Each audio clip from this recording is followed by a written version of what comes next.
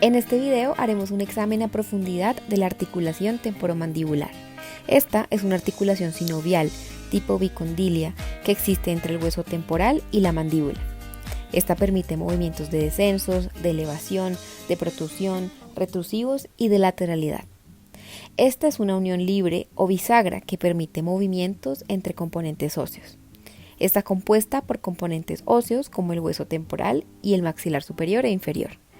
Tiene un componente dental como los superiores y los inferiores. Un componente muscular compuesto por músculos elevadores y depresores. Un componente de ligamentos en los que se incluyen los funcionales de sostén y accesorios y unos vasos sanguíneos.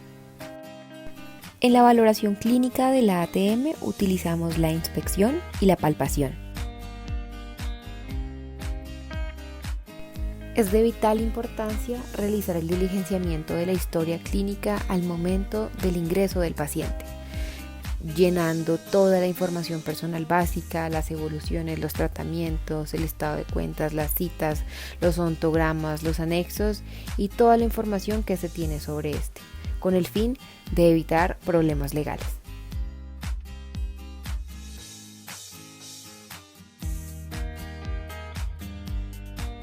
El dolor es una experiencia sensorial o emocional desagradable asociada con daño tisular real o potencial y descrito en términos de ese daño.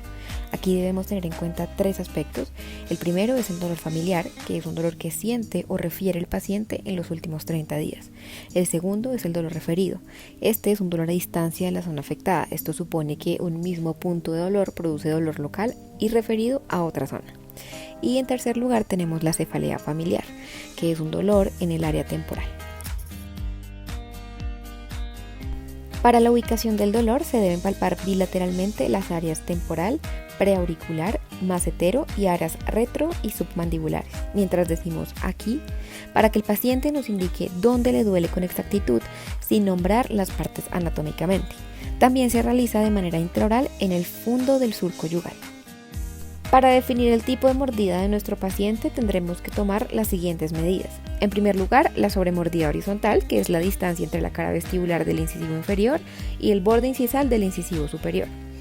Otra de las medidas es la sobremordida vertical, que es la distancia en sentido vertical entre los bordes incisales de incisivos centrales superiores e inferiores. Y la desviación línea media. Idealmente la línea media facial coincide con la línea media dental.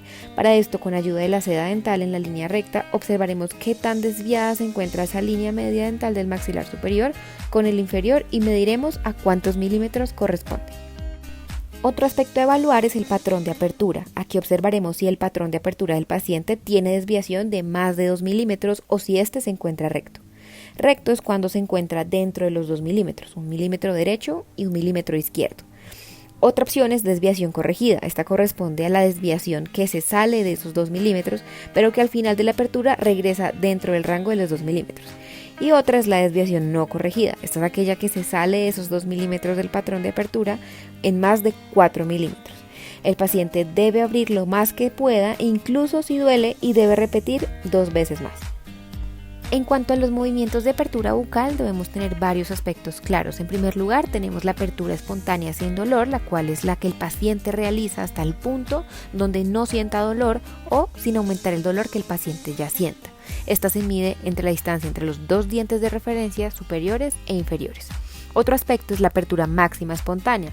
Esta es la apertura que realiza el paciente abriendo lo más que pueda, incluso si duele, y se mide la distancia entre los dientes de referencia. A esto le podemos añadir la sobremordida vertical cuando la apertura es normal, es decir, mayor a 40 milímetros. Otro aspecto es la apertura máxima asistida. El examinador asiste la apertura del paciente con el dedo pulgar y el índice usando una presión moderada hasta que se sienta resistencia del tejido. Se le indica al paciente que levante su mano si quiere que pare. Para la evaluación de movimientos laterales y protrusivos, se le indica al paciente que realice laterotrusión, moviendo su mandíbula tan lejos como pueda hacia la derecha e izquierda, incluso si duele. Una laterotrusión normal es de entre 10 a 15 milímetros y restringida si es menor a 7 milímetros, medida desde el diente de referencia hasta el canino. Se debe reportar si existe algún tipo de dolor al realizar el movimiento, como dolor temporal, cefalea familiar, o si es un dolor familiar o no. En cuanto a la protrusión, se le indica al paciente que abra y mueva la mandíbula hacia adelante todo lo que pueda, incluso si duele, y se debe reportar si existió algún tipo de dolor. Para evaluar los ruidos articulares se debe palpar un lado y luego el otro. Se le indica al paciente que abra lentamente, durante 2 segundos abre y durante 2 segundos cierra, y se debe registrar si existió o no un ruido. Hay 3 tipos de ruido: un ruido tipo clic, un ruido tipo crepitación y un ruido tipo clic y ruido. Debemos preguntarle al paciente si escuchó o sintió algún ruido al momento de la apertura o en el cierre, y qué tipo de ruido es o si duele al sentirlo. Es importante aclarar en este punto que si el paciente no siente ni oye el ruido y el examinador sí, se reporta como negativo. Para evaluar los ruidos articulares durante la lateralidad y protusiva se tienen en cuenta los 3 mismos ruidos que mencionamos anteriormente. Aquí se le indica al paciente que coloque los dientes posteriores completamente juntos y los abra lentamente moviendo su mandíbula hacia la derecha y hacia la izquierda, incluso si es doloroso. Luego se debe mover hacia adelante en movimientos protrusivos y hacia atrás en movimientos retrusivos, colocando de nuevo los dientes posteriores en contacto. Y debemos repetir el procedimiento 2 veces más. Reportamos si el paciente escuchó o sintió algún ruido al realizar los movimientos, qué tipo de ruido y si produjo algún dolor. Se debe realizar una calibración en cuanto a la presión a aplicar en los músculos y en la articulación temporomandibular, ya que si se excede la presión, podría indicar un dolor inferido por la presión, que no se relaciona al componente a evaluar, sino al exceso de presión que se le está ejerciendo. Para evaluar el dolor a la palpación de la ATM y los músculos masticatorios, se le aplica presión a diferentes áreas de la cabeza, cara y mandíbula durante 5 segundos y se reporta el tipo de dolor si existe.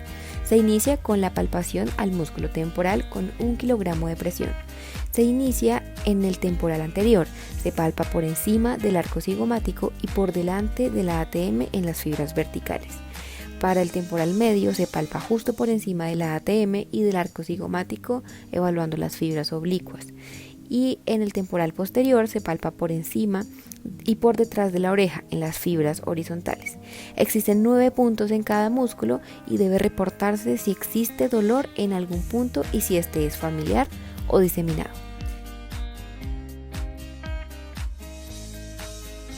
Posteriormente debe evaluarse el músculo macetero profundo. Aquí se colocan los dedos sobre el arco cigomático justo por delante de la ATM y se baja ligeramente hacia la porción del macetero insertada en el arco cigomático justo por delante de la articulación.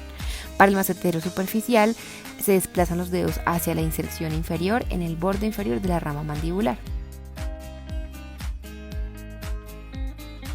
El músculo macetero es proporcionalmente a su tamaño, el más potente del organismo. Se palpa por fuera de la cara con los dedos agrupados primero sin que el paciente apriete y luego apretando. La palpación muscular comprende todos los músculos implicados en la masticación. Debe hacerse presionando suavemente o pinzando en los vientres musculares. Podremos observar puntos gatillos dolorosos, contracturas musculares y áreas de tensión.